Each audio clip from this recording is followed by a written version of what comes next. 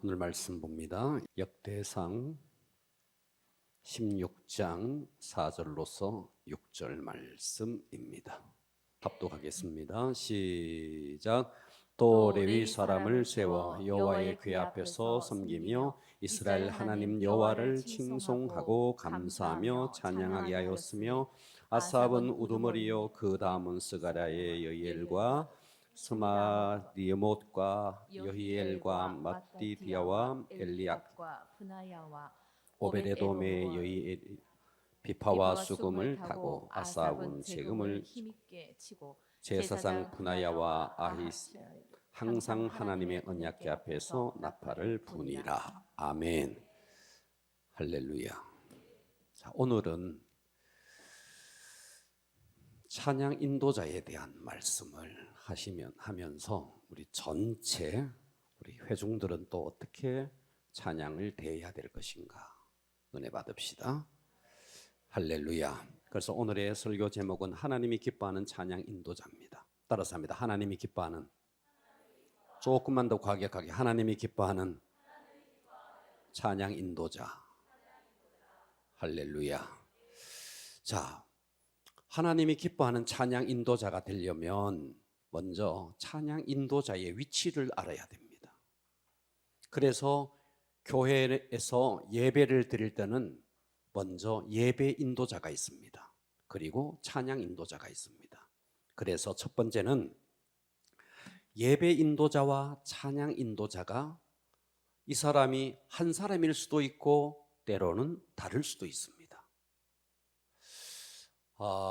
경배와 찬양 온누리교회에서 했던 그 찬양팀은 찬양 인도하시는 하스테반 목사님이 이어서 설교까지 하면서, 그러니까 예배 인도자, 찬양 인도자, 설교자가 한 사람이 다 합니다. 그럴 경우도 있습니다. 그러나 대개의 경우에는 예배 인도자가 있고, 다시요, 찬양 인도자가 있고 예배 인도자가 있고 또다시 설교자가 따로 있을 수 있습니다. 이해되십니까?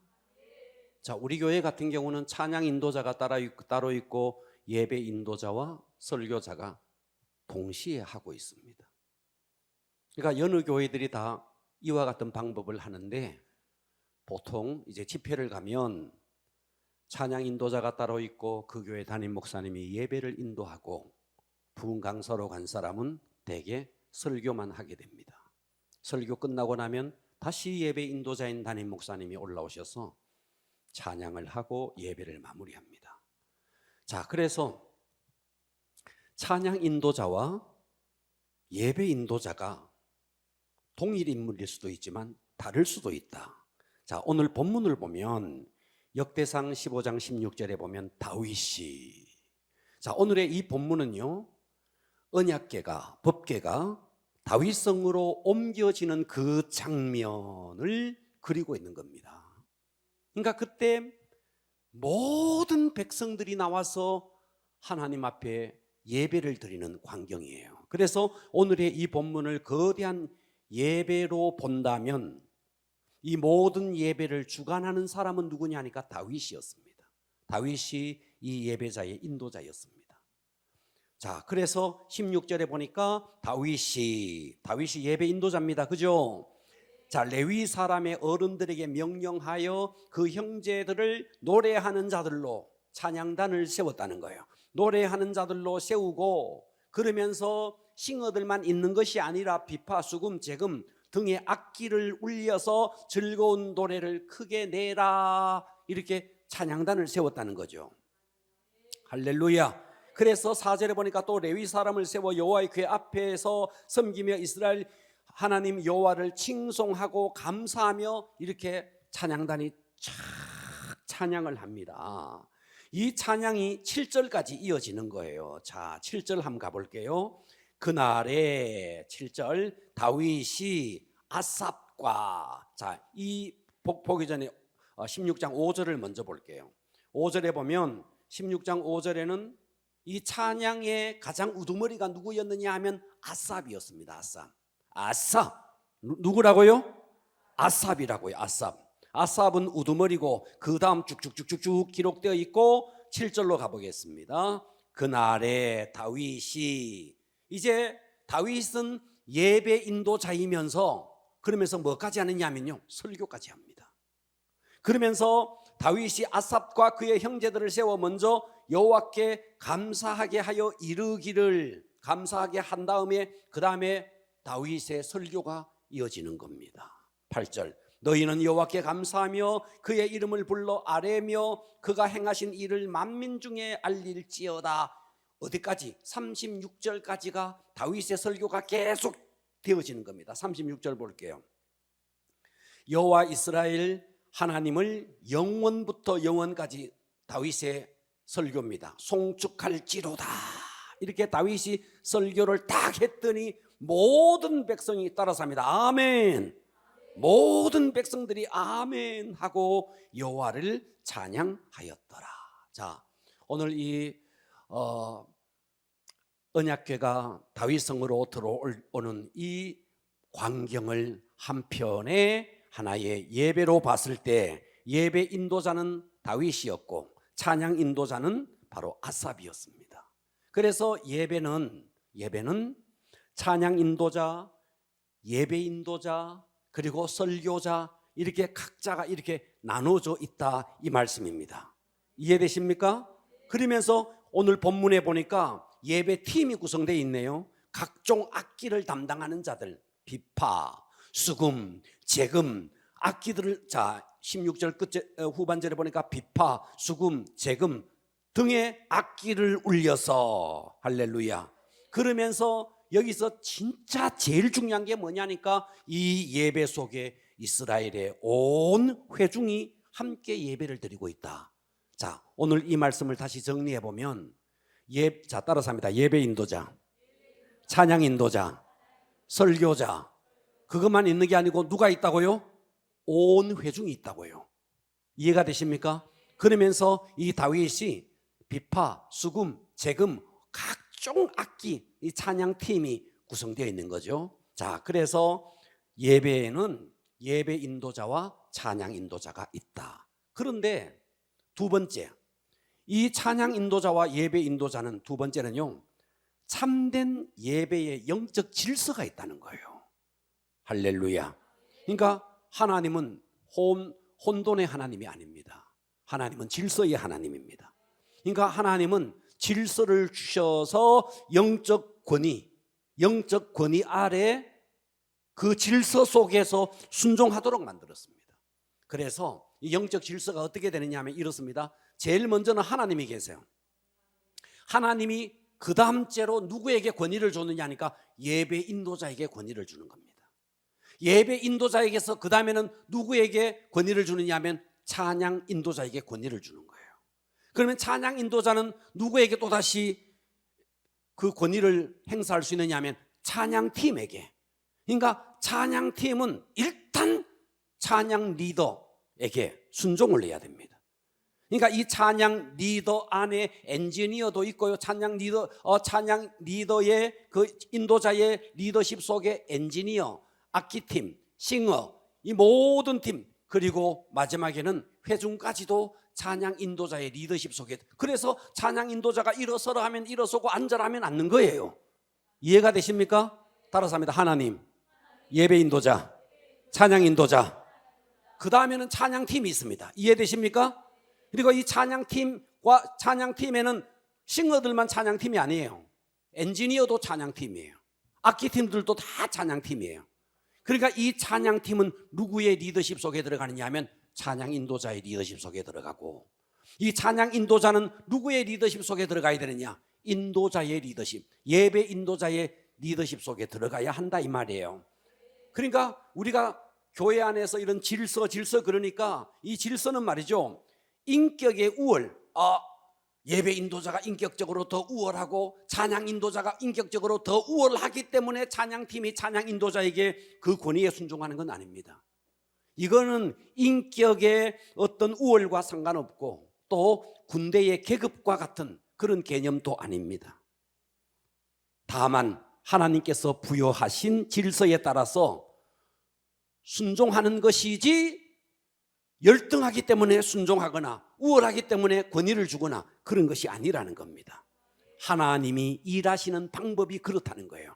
하나님을 통해서 인도자에게, 예배 인도자를 통해서 찬양 인도자에게 권위가 흘러가게 만들고 그 권위에 순종하게 만들 때 아름다운 것입니다.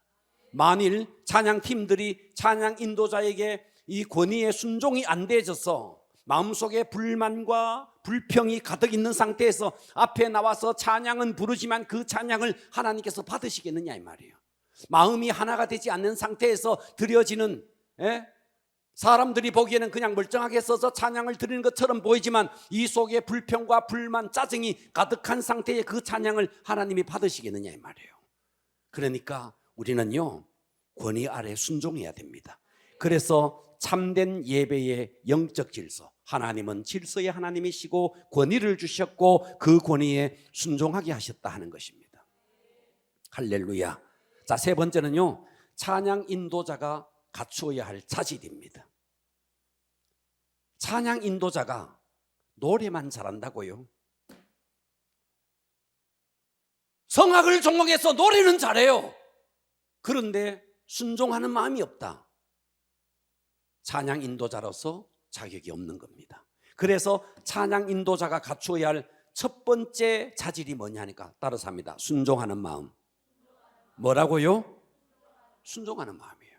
성막을 지을 때도요, 하나님이 제일 처음에 누구를 불렀느냐 하니까 모세를 부릅니다. 모세. 누구를 불렀다고요? 모세. 그래서 모세는 백성들에게 바로 다이렉트로 하지 않습니다. 천부장을 통해서, 천부장은 다시 백부장을 통해서, 백부장은 또 십부장을 통해서, 그래서 백성까지 내려가는 거예요. 항상 이 권위가 흘러가게 돼 있다는 거예요. 할렐루야. 네, 예배를 드릴 때도 마찬가지입니다. 하나님이 예배 인도자인 목회자에게, 그리고 찬양 목회자에 의해서 임명받은 찬양 인도자에게, 그러면 찬양 인도자에게 찬양팀들은 마음에 혹여 불편한 마음이 있을지라도 권위 아래 순종해 줘야 됩니다. 순종이 왜 중요하냐? 여러분, 순종이 왜 중요하냐면 예배를 드리는데 마음속에 순종하는 마음 없이 찬양 잘한다고, 노래 잘한다고 세웠다고요? 성경을 보면 무서운 이야기를 하고 있습니다. 자, 사무엘상 15장 22절에 보면 사울 왕이 왕일 때 사무엘이 사울 왕에게 하나님의 뜻을 전해요. 아말렉을 쳐서 진멸하거든 완전히 다 진멸해라. 아무것도 남기지 말고 다 진멸하라. 하나님이 사무엘을 통해서 사울에게 이 명령을 내립니다. 그런데 사무엘이 순종을 안 해요. 왜? 좋은 거 남겨뒀다가 하나님 앞에 제사 드리겠다는 거예요. 그때 하나님이 유명한 말을 하는 겁니다. 15장 22절을 보니까 하나님이 사무엘을 통해서 이런 말을 하는 거예요. 여호와께서 번제와 다른 제사를 그의 목소리를 청종하는 것을 좋아하심같이 좋아하시겠나이까? 순종이 제사보다 낫고, 할렐루야, 듣는 것이 순양의 기름보다 낫다.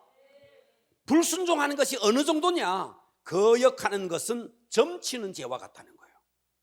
권위에 불순종하는 것은 점을 치는 죄와 같다는 거예요.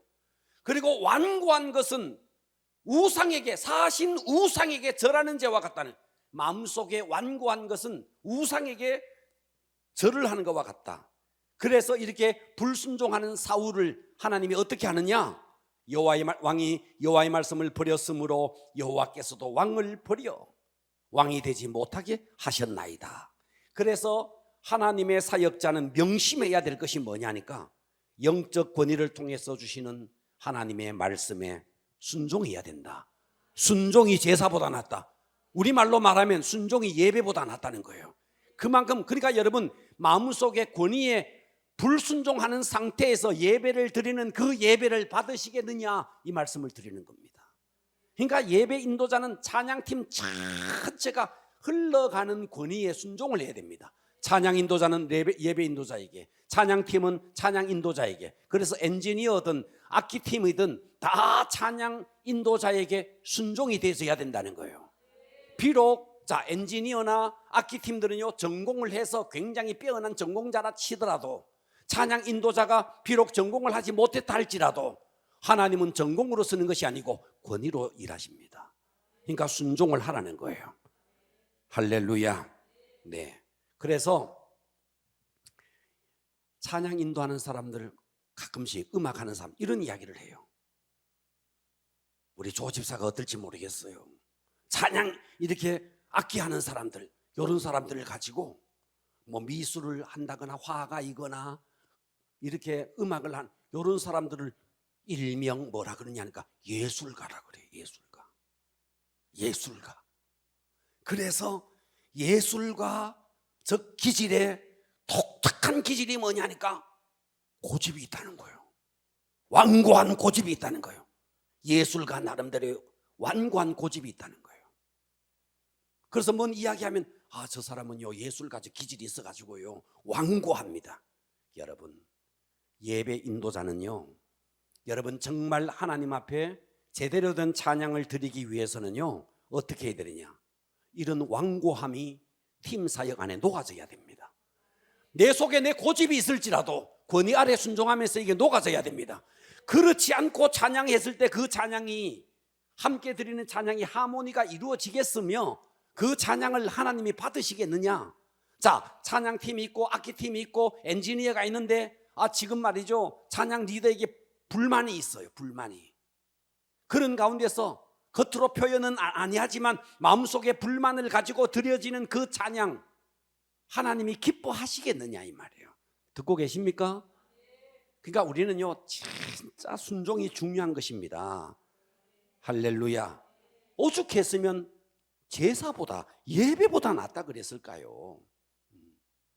자, 그래서 찬양하는 사람들은요 정말 이 순종하는 마음. 두 번째는 겸손입니다. 뭐라고요? 겸손입니다. 겸손. 자, 사무엘상 15장 17절을 보십시오. 사무엘이 이르되 왕이, 자, 사무엘이 사울에게 말합니다. 뭐라고 말하느냐니까 왕이 스스로 작게 여길 그때 겸손할 때를 말하는 겁니다. 사울이 겸손할 때 그때 이스라엘 지파의 머리가 되지 아니하셨나이까. 그래서 여호와께서 왕에게 기름을 부어 이스라엘의 왕으로 삼으셨다는 거죠. 아멘. 예, 겸손할 때 왕으로 삼았다는 거예요. 할렐루야. 그런데 15장 26절에 가서는 사무엘이 사울에게 이르되 이렇게 순종하지 아니하니까 어떻게 말하는가?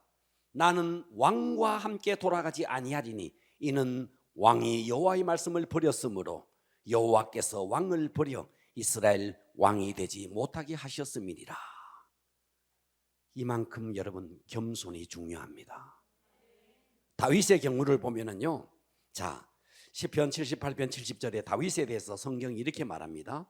또 그의 종 다윗을 택하사 양의 우리, 자, 양이 있는데 그 우리가 있는데 다윗을 택할 때 양의 우리에서 취하시며 전 양을 지키는 중에서 그들을 이끌어내어 그의 백성인 야곱, 그의 소유인 이스라엘의 지도자로 만들었다는 거죠. 할렐루야.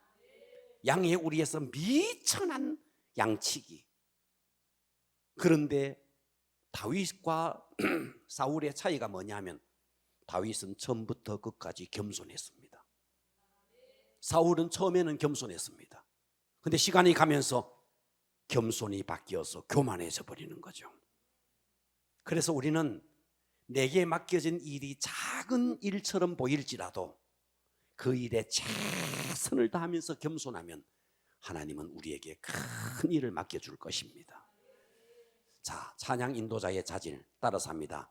겸손하라, 순종하라. 이 우리 모두에게 다 필요한 말씀이죠. 할렐루야. 자, 오늘은 좀 찬양팀에게만 좀 국한된 말씀이 되어서 그러나 우리 잘 들읍시다. 자, 네 번째는요, 콘티를 잘 짜려면, 콘티, 찬양의 그 순서, 콘티를 잘 짜려면 찬양 인도자는 어떻게 해야 되느냐? 제일 첫 번째, 하나님의 음성에 귀를 기울여야 됩니다. 자, 오늘 제가 이 말씀을 전하기 위해서 저 경배와 찬양팀의 예배에 대해서, 예배하기에 대해서, 그 다음에 예수전도단이라고 있습니다. 예수전도단의 예배에 관해서 제가 그 안에 들어가서 다 한번 들어봤습니다. 오늘의 이 말씀을 준비하기 위해서. 자, 그런데 예수전도단에는 화요 찬양 예배, 그 경배와 찬양은 과거에 목요일날 했어요. 목요일날. 근데 예수전도단은 화요일날 화요 찬양 집회가 지금 또 진행되고 있습니다. 자, 거기에 인도자인 한 목사님이 이런 간증을 했더라고요. 어떤 간증을 했느냐 하면, 자, 그 예수전도단에는 찬양팀이 따로 있고 설교자가 매주 설교자가 바뀐대요. 이해가 돼요? 설교자가 매주 바뀐다는 거예요. 그렇기 때문에 그 목사님이 이번 주에 오셔서 어떤 설교를 할지 아무도 모르는 거예요. 물어보지도 않고. 다만 찬양 인도자는 하나님 앞에 정말 집중해서 기도를 하는 거예요. 그래서 이 목사님이 오셔서 무슨 찬양을 할지 본문이 뭔지도 아무것도 모르는 상태에서 오직 하나님 앞에 집중해서 찬양의 콘티를 짜서 찬양을 하고, 그리고 목사님이 올라와서 설교를 하고 설교 끝나면서 또다시 찬양을 하는데, 놀라운 사실은 성령님은 한 분이에요. 설교를 하시는 목사님 속에 있는 성령님이나 찬양을 인도하는 찬양 인도자의 안에 계시는 성령님이 동일한 분이에요. 그래서 설교가 뭔지 본문이 뭔지 아무것도 모르는데 그들은 찬양을 인도하면서, 찬양을 인도하고 목사님의 설교를 들으면서 막 무릎을 친다는 거예요. 어쩌면 이렇게 설교와 찬양이 매치가 되는지. 듣고 계십니까? 왜? 성령님은 한 분이니까. 예. 그 성령님이, 여러분 성경을 한번 봐요. 창세기부터 계시록까지 1600년 동안 쓰여졌습니다. 그런데 딱 한 줄기로 흐르잖아요. 왜? 한 분이 저자니까. 그러니까 우리가요, 그러니까 정말 이 찬양의 콘티가 제대로 되려면 오늘, 자, 다가오는 주일날, 자, 누가 인도자인지는 모르겠어요. 제가 무슨 설교를 할지는 모를지라도 한 주간 내내 하나님 앞에 무릎 꿇고 기도하며 하나님의 음성을 드러내면서 하나님께서 우리 교회에 주시는 찬양이 무엇이냐고 물어봐야 돼요. 듣고 계시죠? 그래서 찬양 인도자가 콘티를 짤 때 여러분 코드에 의해 가지고, 주제에 의해 가지고 이거보다가도 더 우선해야 될 것이 뭐냐니까 하나님의 마음이야. 하나님의 마음. 악기가 얼마나 중요하냐, 찬양을 얼마나 잘하느냐 보다가 더 중요한 게 뭔데, 하나님의 마음이 이 속에 있어야 되는 거예요. 그러기 위해서는 찬양 인도자가 콘티를 짤 때는 먼저 하나님의 음성에 철저하게 귀를 기울여야 한다. 왜? 성령님이 예배의 주인이시니까. 할렐루야.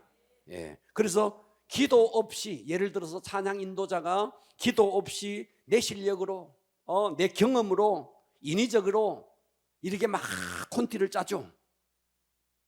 자, 구약은요, 자, 구약 이야기를 좀 하겠습니다. 구약 성경에는요, 철저하게 레위기를 보면요, 하나님 중심의 제사였습니다. 지금으로 말하면 하나님 중심의 예배라는 거예요. 뭘 보면 알 수 있느냐? 자, 성경을 좀 보겠습니다. 레위기 10장 1절 보세요. 레위기 10장 1절에 아론이, 자, 잘 보세요. 잘 보세요. 아론의 아들 나답과 아비후가 있습니다. 자, 이들은 아론의 대를 이어서 제사장들이에요. 아멘. 각기 향로를 가져다가 여호와께서 명령하시지 아니한 다른 불을 담아 여호와 앞에 분향했대요. 자기 마음대로 분향했대요. 하나님이 명령한, 하나님이 계시한 불이 있는데 그 불이 아닌 자기 마음대로 여호와께서 명령하지 아니한 다른 불을 담아 여호와 앞에 분향을 했대요. 2절에 어떤 일이 일어났느냐? 불이 여호와 앞에서 나와 그들을 삼킴에 그들이 여호와 앞에서 죽었대요. 그러니까 여러분, 말씀을 전하는 저를 비롯해서 찬양을 인도하는 찬양 인도자 모두가 누구에게 귀를 기울여야 되느냐? 하나님께 귀를 기울여야 되는 거예요. 예. 저는요, 주일 낮 예배 설교 준비하는 시간 보다가, 설교 준비하는 시간, 자, 이번 주에 내가 어떤 설교를 해야 되겠다는 영감이 탁 와서 설교 준비하는 시간은 그다지 오래 가지 않습니다. 그런데 여기까지가 오는 게 너무너무 어려운 거예요. 왜? 한 주간 내내 생각하니까. 한 주간 내내 월요일, 자, 옛날에 주부들 때 걱정한다 그러대요. 아침 먹고 나면 전신 걱정하고. 그렇다 안 그렇다? 저는 매 다가오는 예배 걱정이라기보다도 준비합니다. 주일날만 딱 지나면 다음 주일날 월요일부터 기도 들어갑니다. 하나님 무슨 말씀 주시렵니까? 뭐 여자들이야 뭐 가진들과 뭐 수제비 떼가지고도 주잖아요. 국수 탁 삶아가 주잖아요. 야, 오늘은 라면 먹자 이렇게 막 라면 막 주잖아요. 한 주간 내내 저 안테나가요 거기에 곤두서 있습니다. 어떤 말씀을 주십니까? 어떤 말씀 주십니까? 그러면서 성경 보다가 또 기도하다가 어떤 말씀 주십니까? 그게 어떨 때는요, 토요일 밤늦게까지도 안 잡힐 때가 있는 거예요. 미치는 거죠. 그러니까 저를 비롯해서 찬양 인도자는 제일 먼저 하나님께 귀를 기울이자. 내 마음대로, 내 생각대로, 내 경험대로, 그것은 다른 불로 드리는 거다. 하나님의 계시가 아닌, 하나님이 계시한 불이 아닌 다른 불. 결과가 어떻게 됐습니까? 아론의 두 아들, 여기 지금 나답과 아비후가 그 자리에서 즉사했습니다. 할렐루야!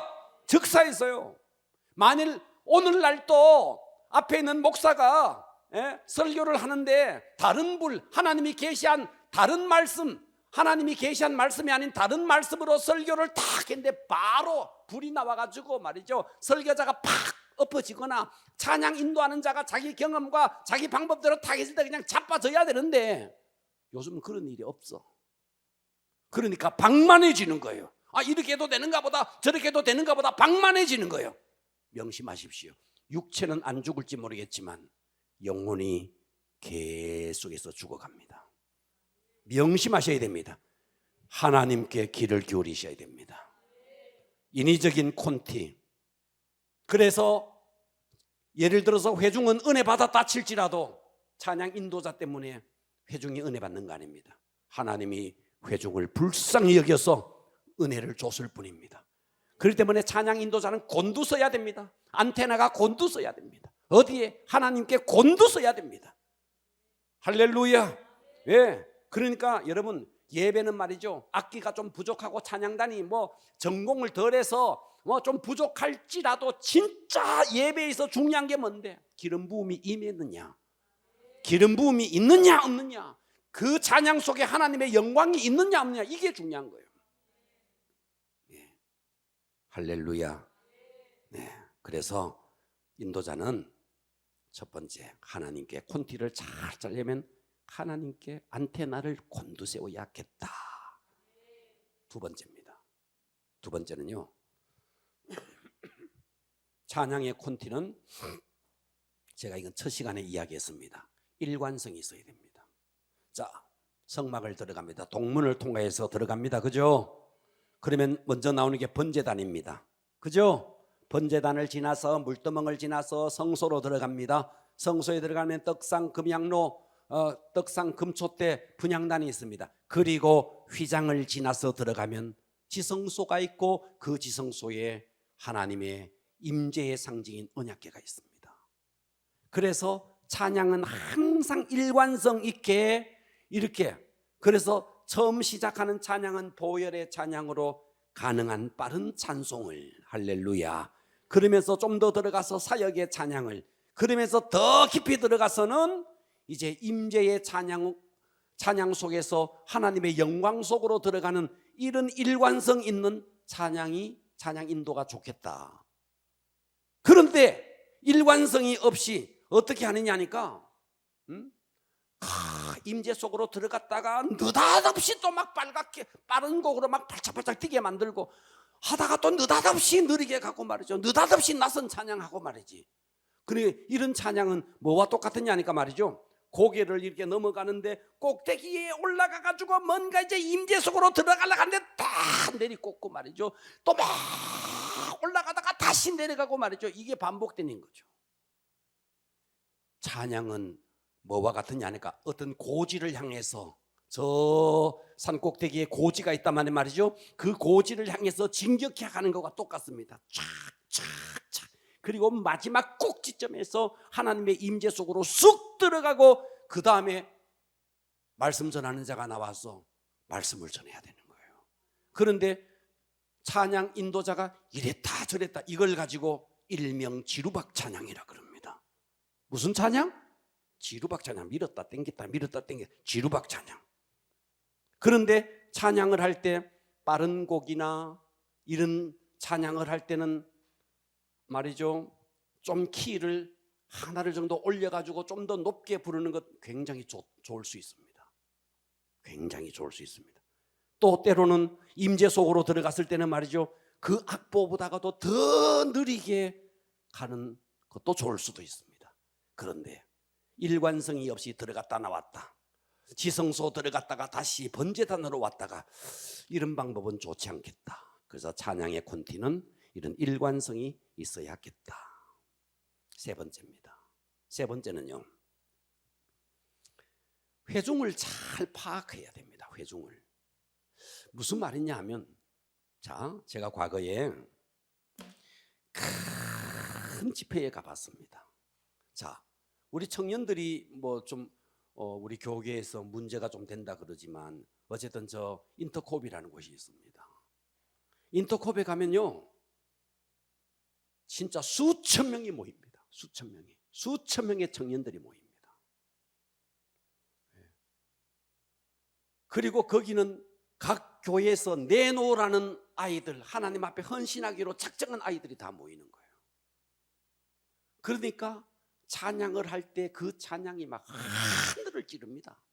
가서 찬양을 해보면 막 그냥 그 찬양, 수천 명이 찬양을 하니까 하늘을 찌르죠. 찬양 자체가 굉장합니다. 그런 사람이 수십 명 모인 조그마한 교회 와가지고 해보면 똑같은 찬양을 불러도 그냥 팍 영감이 떨어지죠. 또 큰 교회에서 찬양하는 것과 아주 개척교회 작은 교회에서 찬양했을 때 찬양의 느낌과 영감이 다르죠. 다를 수 있습니다. 그죠? 또 청년들이 많이 모였느냐, 70대 80대가 많이 모였느냐.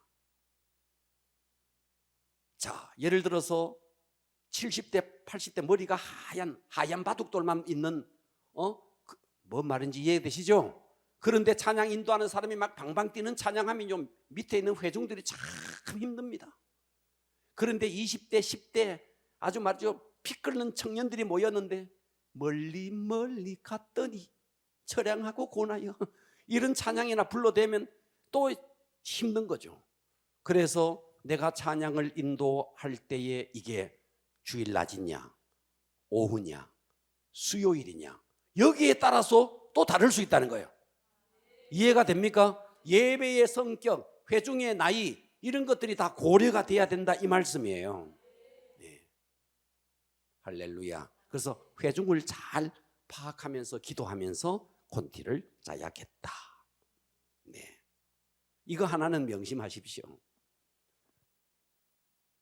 주일 낮 예배는 가급적이면 낯선 찬양은 부르지 않는 것이 좋겠다. 낯선 찬양은, 자, 새로운 찬양은 수요 예배나 금요 기도회나 뭐 주일 오후도 좋아요. 그럴 때 하고, 주일 낮 예배는 가능한 익숙한 찬양, 그리고 연세가 많으신 70대 80대도 있고 전체를 고려한 찬양 콘티가 좋겠다. 할렐루야. 네 번째입니다. 네 번째는요, 콘티를 뛰어넘는 융통성이 필요하다. 무슨 말인가? 기도를 해가지고 말이죠, 콘티를 다 순서 이 곡 다음에는 저 곡 다음에 다 짰어요. 예.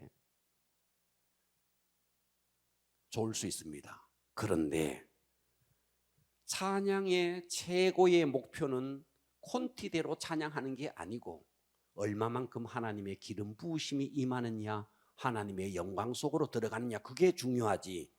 콘티를 어쨌든 짰으니까 끝까지 해야 된다는 이런 강박관념에서 벗어나고, 때로는 콘티 밖에 찬양이 생각났을 때 부를 수 있는 융통성까지 필요하다는 거예요. 이해가 되십니까? 찬양의 목표는 하나님의 기름 부으심입니다. 찬양의 목표는 하나님의 영광이 나타나는 겁니다. 그런데 말이죠, 자기 자존심, 어떤 자기 체면, 명예, 이런 것 때문에 하나님의 영광을 도적질해서는 안 되겠다. 그래서 콘티를 뛰어넘는 융통성, 이것이 필요하다. 할렐루야. 내가 얼마만큼 준비했느냐도 중요하지만 얼마만큼 성령에 민감하냐가 더 중요하니까. 그런데 대체적으로 하나님은 콘티대로 찬양하게 하시지만 특별한 경우에 콘티를 뛰어넘는 융통성도 있을 수 있다는 것을 기억하라, 이 말씀입니다. 할렐루야. 이제 다섯 번째로, 찬양 인도자가 주의해야 될, 우리 교회 찬양 인도자들은 대체적으로 잘하고 있습니다. 대체적으로 잘하고 있습니다. 그런데 지금 제가 찬양 인도자들이 주의해야 될 점에 대해서 명심하시고 지켜주셔야 됩니다. 할렐루야. 왜냐하면 저는 예배 인도자고 여러분은 저의 권위 아래 있기 때문에 제가 하라는 대로 지켜줘야 됩니다. 첫 번째는, 찬양 인도자가 주의해야 될 점 첫 번째, 멘트를 가급적 하지 마라. 뭐라고요? 멘트를 가급적 하지 마라. 자, 멘트를 왜 하느냐 하면요, 자, 콘서트에 가보면 가수들이 나와서 콘서트를 하는 거 보면요, 나훈아가 나와가지고 노래 한 곡 쫙 부릅니다. 테스 형을 막 불렀어요. 테스 형 불렀어요. 그리고는요, 한마디 또 막 그 나훈아 특유의 입모양 있잖아요, 하면서 딱 한마디 합니다. 그리고 또 노래 한마디 합니다. 그리고 또 그 좀 나훈아 특유의 표정 있죠, 또 멘트 한마디 합니다. 또 이런 일반 가수뿐만 아니라 CCM 가수들도 보면 한 곡 부르고는 또 멘트를 합니다. 자, 명심하셔야 될 것이, 따라서 합니다. 찬양은 과격하게, 찬양은 콘서트가 아니라 찬양은 예배다. 예배이기 때문에 안 해야 되는 거예요. 찬양은 콘서트가 아니에요. 여러분 지금 앞에 나와서 찬양하는 사람들은 콘서트를 하는 게 아니에요. 할렐루야. 예배자예요. 예배자. 하나님 앞에 예배를 드리는 거예요. 그러니까 회중과 공감대를 가지기 위해서 세상의 가수들은 자기 나름대로 그 멘트를 하지만, 사람들이 또 찬양 인도자들이 앞에 서서 막 기도합니다. 좋은 멘트 달라고. 그리고 막 책 봅니다. 그래가지고 자기가 은혜 끼치려고. 잘못된 겁니다. 제일 좋은 찬양 인도자는요, 멘트가 하나도 없는 것이 좋습니다. 아주 하나도 없는 것이 좋습니다. 왜 아멘을 안 하네? 하나도 없는 것이 제일 좋습니다. 앞에, 자, 봐봐요. 찬양 인도하는 사람이요, 기도 시작하는 것도 바람직하지도 않습니다. 저는 찬양 인도자는 딱 나가서 우리 다 같이 찬양으로 나가겠습니다 하고 그냥 찬양만 하나님 앞에 올려드리면 됩니다. 다른 것을 가능한 감히 하지 말라는 거예요. 왜? 콘서트가 아니니까. 어느 교회 어느 목회자도요, 찬양 인도자가 멘트하는 거 좋아하지 않습니다. 좋아하지 않습니다. 찬양을 통해서 쫙 올라갔는데, 분위기가 이렇게 올라갔는데 멘트하면서 다 떨어뜨려 버립니다. 그만큼 멘트는 찬양의 악입니다. 절대로 멘트는 좋지 않습니다. 할렐루야. 내가 멋진 멘트를 내서 은혜 끼쳐야지. 회중들은 소음으로 생각합니다. 이 점을 명심하시고 잘 찬양으로 찬양, 찬양에서 찬양으로, 찬양에서 찬양으로. 이해되십니까? 그래서 멘트는 가급적이니까 알아서 하십시오. 두 번째, 찬양 인도자는요, 설교자가 되지 마라. 이야, 우리 교회는 아니에요. 어떤 찬양 인도자는 나와가지고 말이죠, 목회자들이 어떤 순서를 맡아서 어디 뭐 창립 예배를 드린다, 무슨 뭐 개업을 뭐 한다 이래가지고 가보면은요, 축사를 한다거나 권면을 하는 분이 나와가지고요, 성경 읽고 자기가 설교해요. 이런 주제 파악을 못 하시는 분들이 있어요. 찬양 인도자는 하나님께서 찬양에 관해서만 맡겼지, 설교식으로 성경 본문을 언급한다거나 또 설교식으로 예배를 왜 그렇게 늦느냐고, 그렇게 해서 예배 받으시겠느냐고, 이런 소리도 하면 안 됩니다. 책망조의 말도 해서 안 됩니다. 아멘. 절대로 이런 건 안 됩니다. 그러니까 멘트를 가급적 하지 마라. 처음부터 끝까지 설교자가 되지 마라.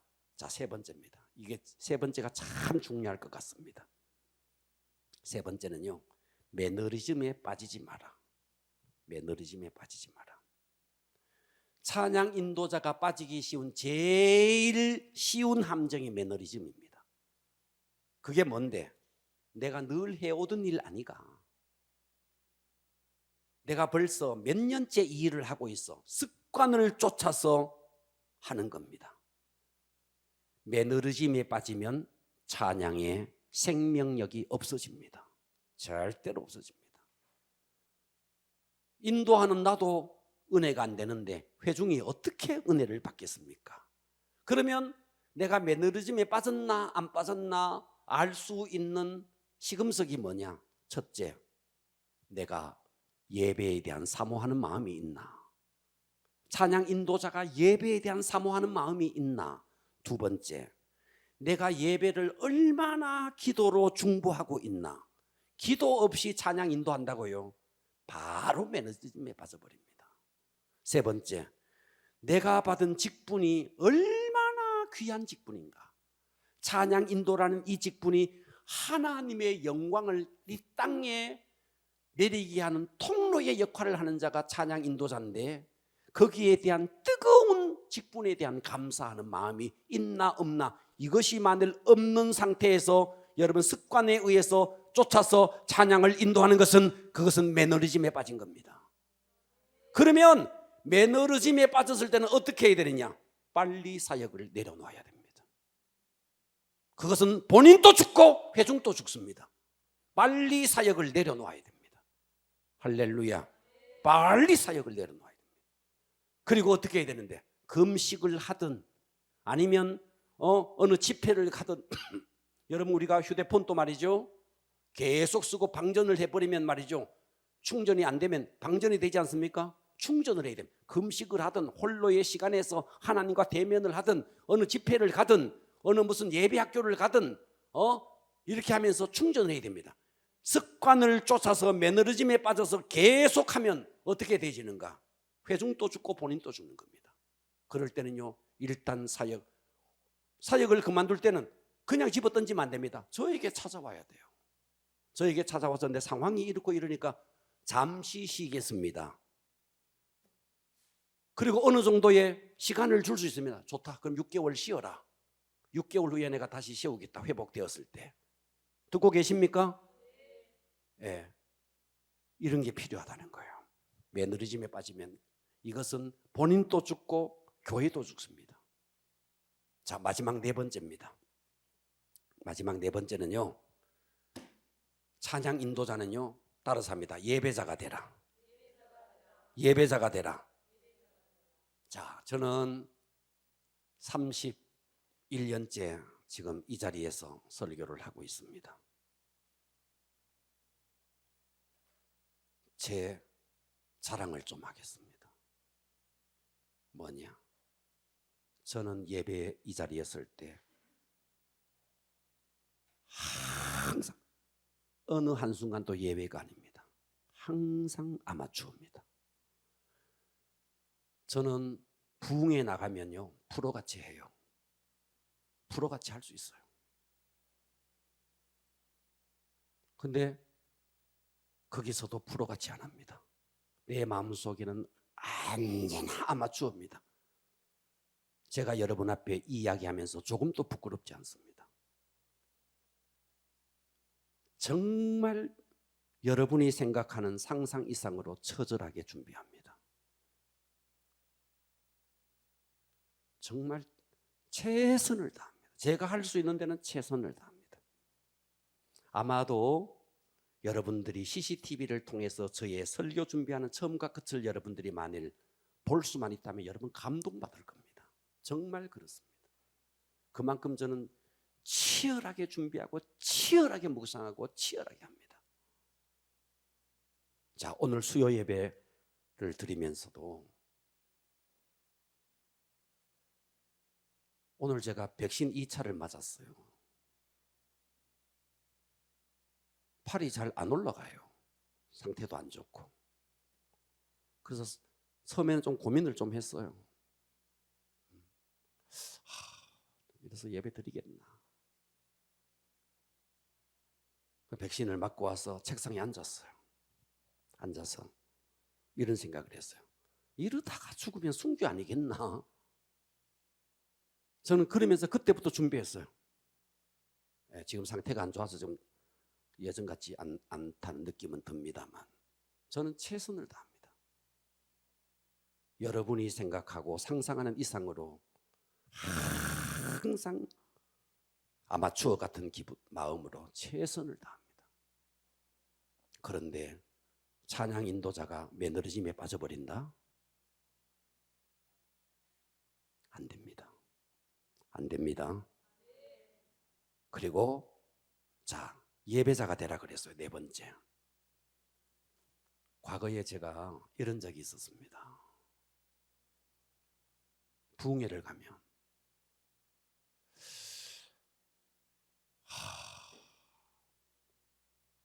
가면 본당에서 부흥회를 해요. 그래 담임 목사님이 이제 저녁을 먹고 이제 부흥회를 참석하는데 서재에 가서 커피를 한 잔 마시는데 밑에 찬양 소리가 나는데도 내려가자 소리를 안 하는 거예요. 저는 앞에 가서 제가 막 찬양을 해야 제가 그 영적인 그걸 사이클을 좀 맞추기 때문에 막 찬양을 좀 해야 되겠는데 그러면서 목사님이 이렇게 이야기해요. 목사님 밑에 아직 찬양합니다. 끝날 때 좀 들어가면 됩니다. 참 곤욕스러울 때가 있었습니다. 설교자인 저도 예배자가 돼야 되고, 아멘. 찬양 인도자도 인도자만 되면 안 됩니다. 인도자로서 회중을 섬기는 거 맞아요. 설교자인 저도 말씀을 전하면서 회중을 섬기는 거 맞아요. 동시에 예배 인도자든 찬양 인도자든 따라서 합니다. 나는 예배자다. 할렐루야. 자, 그래서 우리가 어떤 사람이 이런 사람이 있습니다. 교회에 와서 나는 뭐 어떤 일을 해야 돼. 여러분 우리가 하나님 앞에 갔을 때 doing, 내가 어떤 일을 행했느냐 보다는요 하나님 앞에 내가 어떤 존재인가. 할렐루야. 내가 어떤 예배자인가. 여러분 정말 이것이 중요합니다. 여러분들이 교회에서 어떤 일을 해서 내가 자존감을 자꾸 찾으려고 하면 안 됩니다. 하나님 앞에서 예배자로서 여러분의 자존감을 회복하셔야 됩니다. 그래서 마귀는 말이죠. 자, 마태복음 4장 8절에 보면 이렇게 말했어요.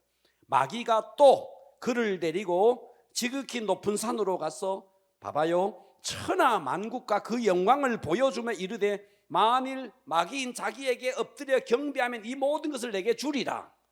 여러분 마귀는 우리에게요 물질도 줄 수 있고 천하 영광도 줄 수 있어요. 그래서 마귀는 계속 우리에게 유혹합니다. 물질 주겠다, 세상 영광 주겠다. 그리고 우리에게 뺏어가고자 하는 게 뭔데? 예배를 뺏어가려고 하는 겁니다. 할렐루야. 왜 하필이면 마귀가 우리에게 예배를 뺏어가려고 할까요? 예배 속에 모든 게 들어있으니까. 그래서 자 10절 보세요. 10절에 보니까 예수님이 뭐라 그랬느냐? 이에 예수께서 말씀하실 때 사탄아 물러가라 기록되었을 때 주 너희 하나님께 경배하고 아멘 다만 그를 섬기라. 예, 마귀가 이만큼 말이죠. 내게 경배하면 천하 영광을 주겠다 그랬는데 사탄아 물러가라. 나는 하나님께만 경배하고 다만 그를 섬기겠다. 여러분 마귀가 우리에게 물질로 세상의 쾌락으로 온갖 것으로 유혹해도요, 여러분 마귀는 여러분에게 그런 것들을 통해서 예배를 훔쳐가고자 합니다. 무엇이 그리 바빠서 도대체 여러분 예배를 잃어버리는 겁니까? 하나님이 마지막 찾는 사람은 사역자가 아닙니다. 하나님이 마지막 찾는 사람은 예배자입니다. 정말 하나님이 기뻐하는 건 예배자예요. 그래서 제가 전에 그 말씀을 드렸어요. 바울의 전 일생은 자기 자신을 예배자로 봤다고요. 마지막 전제와 같이 부음이 되고 자기 자신의 전 생애를 뭐로 봤는데 자기는 예배자라는 거예요. 그러니까 우리는 찬양, 그래서 과거에 우리 교회 그런 적이 있어요. 앞에서 찬양 인도 실컷 하다가 저 뒤에 가가지고 설교 시간에 졸고 있는 거예요. 많았습니다. 과거에. 예배자가 아니죠. 앞에 서니까 말이죠. 온갖 폼을 잡고 찬양하죠. 설교만 시작하면 졸죠. 그게 예배자입니까? 예배자가 아니죠. 그러니까 찬양 인도자는요, 철저하게 나는 예배자다. 예배에 목숨을 걸어야 됩니다. 여러분의 생애에 가장 가치 있고 가장 의미 있고 가장 보람 있는 것이 뭔데? 예배 시간이에요. 그래서 사탄은 우리에게 물질을 주고 권세를 주고 천하 영광을 주고도 우리에게 뺏어가고자 하는 게 예배입니다. 왜요? 예배 속에 믿는 자의 모든 것이 들어있습니다. 그래서 예배만 회복하면 예배 속에 여러분 건강 있고 예배 속에 번영 있고 예배 속에 축복 있고 예배 속에 모든 것이 다 있습니다. 그러니까 사탄은 어떤 경우에도 이 예배를 훔쳐가려고 하는 거예요. 그런데 예수님은 내게 절 한번 해봐라. 천하 영광을 주겠다. 사탄아 물러가라. 너의 하나님께 경배하고 다만 그를 섬기라. 이만큼 예수님 자체가 예배를 소중하게 생각했습니다. 우리 모두가 진정한 예배자. 할렐루야. 네. 그래서 예배는 찬양 인도자들도요 다 앞에서 부를 때만 하나님 앞에 드리니. 그래서 저는 찬양 인도자들이 이제 여기서 찬양하잖아요. 그런데 회중석에 앉았을 때는 얼마나 찬양을 열심히 하나 간혹 봅니다. 여기서는 막 온갖 폼을 잡고 찬양하죠. 회중석에서는요 아무렇게나 하죠. 여기서 드리는 찬양은 찬양이고 거기서 드리는 찬양은 찬양이 아닙니까? 그러니까 찬양 인도자는요 범사에, 여러분 범사에 정말 하나님과 늘 연결되어 있어야 됩니다. 승리합시다. 우리 모두가 진정한 예배자가 되기를 축복합니다. 할렐루야.